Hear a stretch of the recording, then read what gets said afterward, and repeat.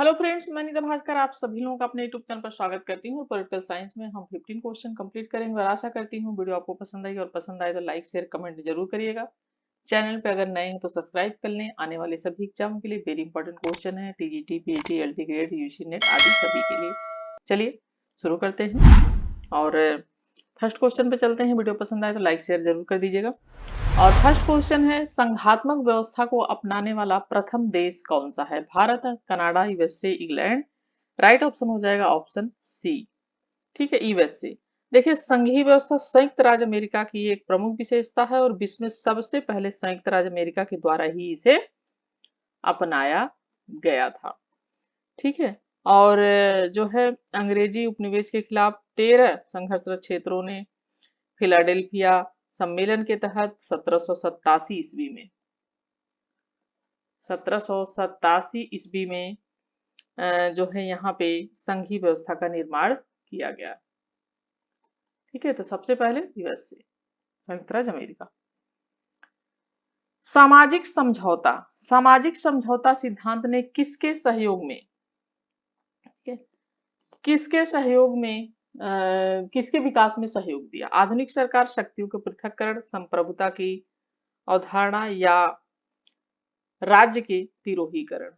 ठीक है, right option इसका हो जाएगा ऑप्शन बी, शक्तियों के पृथक्करण। तो देखिए, जॉन लॉक ने कार्यपालिका और विधान पालिका की शक्ति का पृथक्करण स्वतंत्रता की रक्षा के लिए आवश्यक बताया।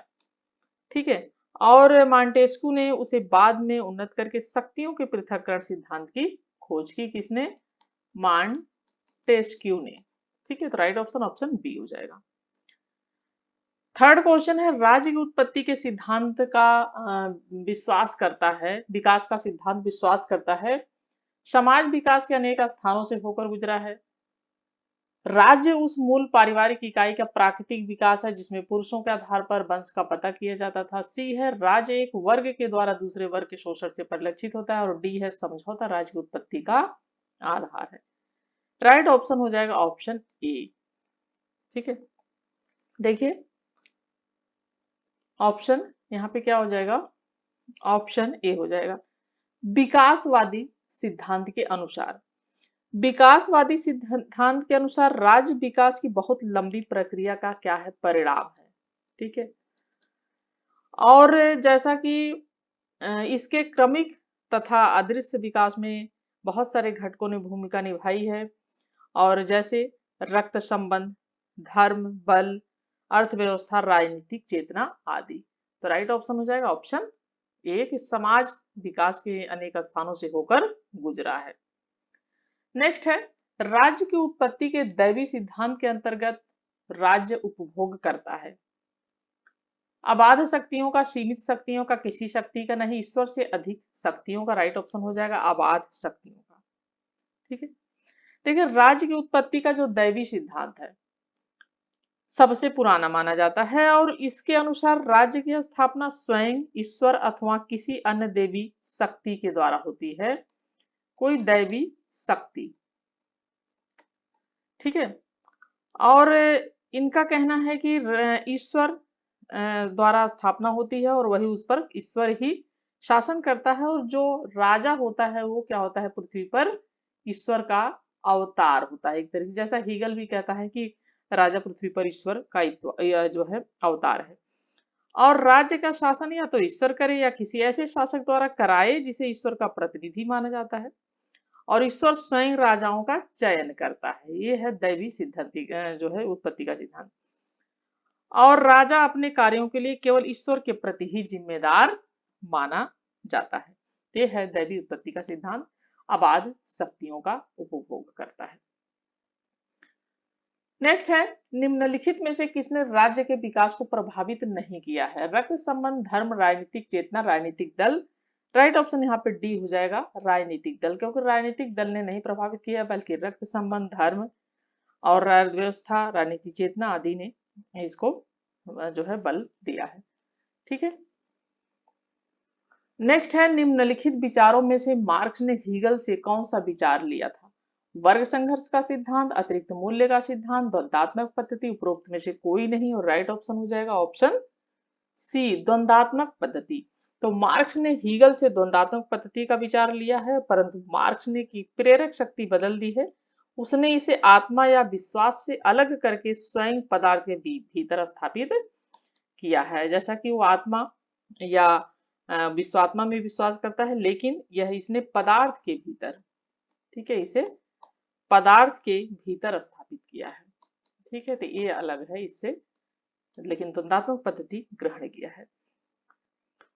7 क्वेश्चन है, निम्नलिखित में से कौन एक उदारवाद से जुड़ा हुआ नहीं है? सत्तावाद, उपयोगितावाद, इच्छा स्वतंत्रवाद, व्यक्तिवाद।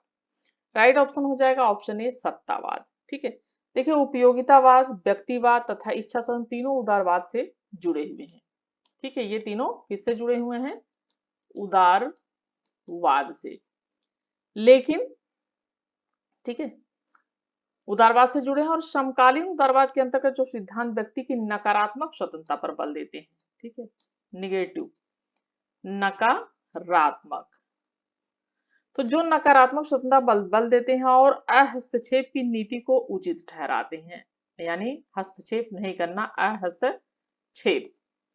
ठीक है, नीति को उचित ठहराते हैं और नया आधार उसके लिए प्रस्तुत करते हैं, उन्हें स्वेच्छा तंत्रवाद, ठीक है, लिबरलिज्म और नव उदारवाद की श्रेणी में उन्हें रखा जाता है। तो राइट ऑप्शन हो जाएगा ऑप्शन ए, सत्तावाद जो है वो उदारवाद से नहीं जुड़ा है।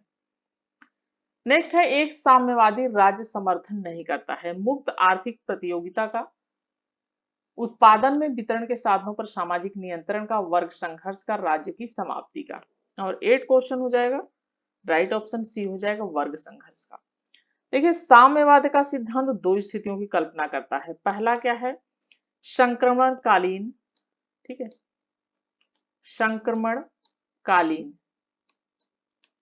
संक्रमणकालीन अवस्था जो है। दूसरी है अंतिम अवस्था, ठीक है, अंतिम अवस्था। तो संक्रमणकालीन अवस्था क्या है? यह अवस्था क्रांति में श्रमिक वर्ग की विजय के साथ उत्पन्न हो जाएगी और नए प्रकार के राज्य को सर्वहारा, ठीक है, क्या? सर्वहारा यानी सभी लोगों के लिए सर्वहारा के अधिनायकवाद के नाम से जाना जाएगा। और अंतिम जो अवस्था है, यह वही काल होता है जिसमें राज्य का क्या हो जाएगा? लोप हो जाएगा, यानी राज्य खत्म हो जाएगा, वो तिरोहित हो जाएगा। एक वर्ड है इनका, तिरोहित यानी लोप हो जाएगा। और सर्वहारा के अधिनायकवाद के अधीन स्थापित वर्ग विहीन समाज स्थापित होगा, उसमें कोई वर्ग, ठीक है, वर्ग नहीं होगा। ठीक है, और जो है जब तक, और वर्ग विहीन समाज को जीवन के राज्यहीन दशा में परिवर्तित कर दिया जाएगा और तब तक संघर्ष चलता रहता है जब तक कि राज्य भी रहेगा और यह वर्ग भेदों को समाप्त कर देगा और इसके बने रहने का कोई तार्किक आधार नहीं रहेगा। तो राइट ऑप्शन हो जाएगा ऑप्शन सी, वर्ग संघर्ष का। एक कल्याणकारी राज्य, 9th क्वेश्चन है, एक कल्याणकारी राज्य व्यक्तिगत स्वतंत्रता पर कोई प्रतिबंध नहीं लगाता, व्यक्तिगत स्वतंत्रता को प्रतिबंधित करता है, स्वतंत्रता से कुछ लेना देना नहीं है, केवल आर्थिक स्वतंत्रता की अनुमति देता है। राइट ऑप्शन क्या हो जाएगा? ऑप्शन बी हो जाएगा, व्यक्तिगत स्वतंत्रता को प्रतिबंधित करता है, ठीक है, प्रतिबंधित करता है। और जैसा कि लोक कल्याणकारी जो राज्य होता है उसका मतलब होता है राज्य के कार्य क्षेत्र का एक तरीके से विस्तार, ठीक है, कार्य क्षेत्र का विस्तार। और राज्य के कार्य क्षेत्र के विस्तार पर व्यक्तिगत स्वतंत्रता पर जो है लिया जाता है। और लोक कल्याणकारी राज्य में सबका ध्यान दिया जाता है। तो व्यक्तिगत स्वतंत्रता को क्या करता है? लोक कल्याणकारी व्यक्तिगत स्वतंत्रता को प्रतिबंधित लगाता है, लेकिन व्यक्तिगत स्वतंत्रता पर कोई प्रतिबंध जो है नहीं लगाता है। स्वतंत्रता से कुछ लेना देना नहीं, केवल आर्थिक स्वतंत्रता की अनुमति देता है, ऐसा नहीं है। व्यक्तिगत जो स्वतंत्रता है उसको थोड़ा प्रतिबंधित करता है, ठीक है। 10th क्वेश्चन है, सिद्धांतकार और सिद्धांत हैं, तो देखते हैं लोकतंत्र का शास्त्रीय सिद्धांत। बार्कर और लिंडसे लोकतंत्र का बहुलवादी सिद्धांत, सोमपीटर और डहल लोकतंत्र का अभिजनवादी सिद्धांत, सी राइट मिल्स और मोस का लोकतंत्र का आर्थिक सिद्धांत, एंथो डाउस। और यहाँ पे जब मिलान किया जाएगा तो क्या हो जाएगा, लोकतंत्र का शास्त्रीय सिद्धांत बार्कर और लिंडसे, लोकतंत्र का बहुलवादी सिद्धांत सुम्पीटर और डहल, लोकतंत्र का अभिजनवादी सिद्धांत सी राइट मिल्स और मोस का, ठीक है, और लोकतंत्र का आर्थिक सिद्धांत एंथोनी डाउस। ठीक, राइट ऑप्शन यहाँ पे सी हो जाएगा। लोकतंत्र के शास्त्रीय सिद्धांत के विचारक जैसे हैं ग्रीन है, बार्कर है, लास्की है, मैकाइवर है। और लोकतंत्र के विशिष्ट वर्गीय अभिजनवादी सिद्धांत के विचारक सी राइट मिल्स, मोस्का, मिशेल्स आदि हैं। और लोकतंत्र के बहुलवादी सिद्धांत के विचारक शुम्पीटर, सार्टोरी और रॉबर्ट डहल भी हैं। ठीक है, इनका पूरा नाम रॉबर्ट डहल है। तो राइट ऑप्शन सी। 11वां क्वेश्चन है, समाजवादी राज्य किसको महत्व देता है, राजनीतिक स्वतंत्रता को, आर्थिक स्वतंत्रता को, व्यक्तिगत संपत्ति का अधिकार, न्यायपालिका की स्वतंत्रता। राइट ऑप्शन यहाँ पे हो जाएगा, समाजवाद का अर्थ सामाजिक, आर्थिक और राजनीतिक जीवन में पूरी जनता की खुली और बराबर की साझेदारी। तो राइट ऑप्शन हो जाएगा, किसको महत्व देता है, सामाजिक समाजवादी राज्य ये आर्थिक स्वतंत्रता को महत्व देता है। ठीक है, नेक्स्ट है एस ई फाइनर ने दबाव समूह को संज्ञा दी, अज्ञात साम्राज्य की स्वतंत्रता कुसुमों की हित स्वरूपकर्ताओं की अधिशेष सरकार की। राइट ऑप्शन हो जाएगा सी ई फाइनर ने जो है ये किसको दी है, अज्ञात साम्राज्य की। ठीक है, और इन्हें डीबी मैकेकिन ने अधिशेष सरकार कहा है, और 13 सेलिन तथा रिचर्ड लंबर्ट ने गैर सरकारी शासन कहा है। ठीक है, ऑन ऑफिशियल गवर्नमेंट। ठीक है, तो राइट ऑप्शन हो जाएगा ऑप्शन ए। 13 क्वेश्चन है, उदारवादी सिद्धांत के अनुसार राज्य किसी साध्य के लिए साधन है, स्वयं साध्य है, आंशिक रूप से साधन और आंशिक रूप से साधन, न साधन और न साधन। राइट ऑप्शन हो जाएगा ऑप्शन ए, किसी साध्य के लिए साधन है। ठीक है, प्रतिनिधित्व के प्रकृतियावादी जो है यहाँ पे उदारवादी सिद्धांत के अनुसार व्यक्ति जो है साध्य है। ठीक है, उदारवादी जो सिद्धांत है उसके अनुसार व्यक्ति साध्य है, और राज्य जो है वो क्या है, वो साधन है। ठीक है, राज्य जो है वो क्या है, साधन है। ठीक है, तो इनके अनुसार व्यक्ति साध्य है और राज्य क्या है, वो साधन। ठीक है, तो राइट ऑप्शन ऑप्शन ये हो जाएगा। निम्न प्रतिनिधित्व का वह सिद्धांत जो व्याख्या तथा सत्ता पर बल देता है, प्रतिक्रियावादी सिद्धांत, रूढ़िवादी सिद्धांत, उदारवादी सिद्धांत, इनमें से कोई नहीं। और राइट ऑप्शन यहाँ पे हो जाएगा ऑप्शन ए, प्रतिक्रियावादी सिद्धांत। प्रतिनिधित्व प्रतिक्रियावादी सिद्धांत के मुख्य प्रवर्तक थॉमस हॉब्स।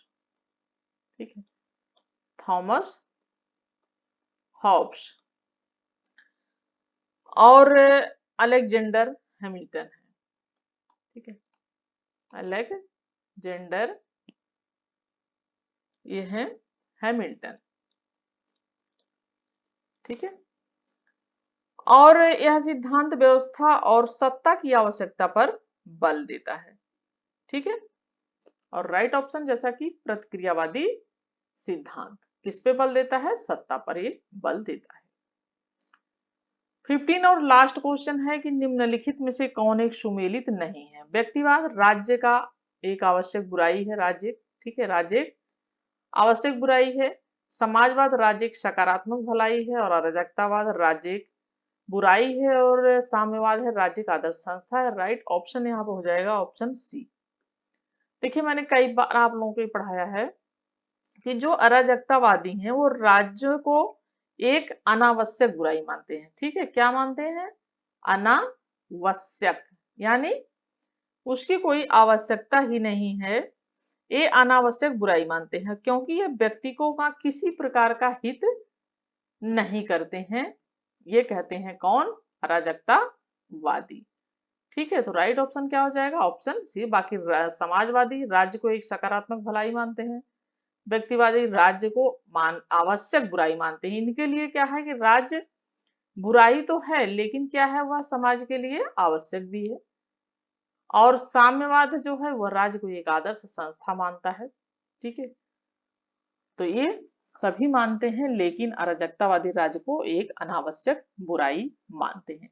तो राइट ऑप्शन यहाँ पे है हो जाएगा सी। और आशा करती हूँ वीडियो हेल्पफुल लगी होगी, पसंद आई होगी। Thank you for watching video.